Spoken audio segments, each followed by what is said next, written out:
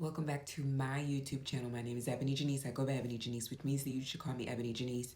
And I'm here to tell you that Octavia Butler was doing theological work. So this is the day that I talk about Mbongi and alternative imagination on Fridays.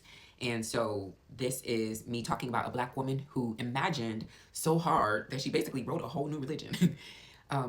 If you haven't read Octavia Butler, I would suggest that you start with Parable of the Sower and don't let the science fiction label trick you into thinking that it is just a story, because what Octavia did in that book is some of the most radical theological work of the last 100 years.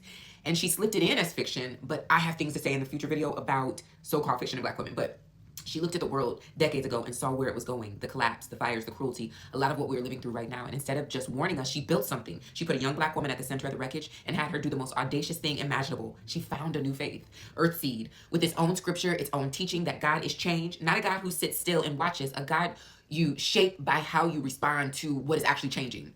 So a black woman, when nobody was asking her to, imagine not only a different world, but a different God.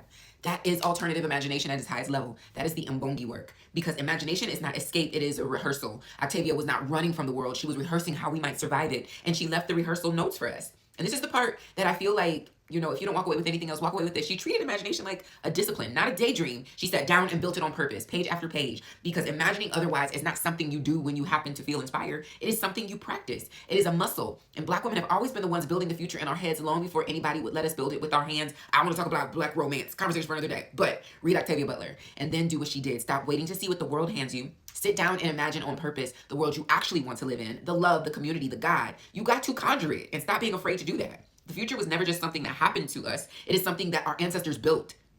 Octavia Butler showed us that it's really time for us to show up in that as well.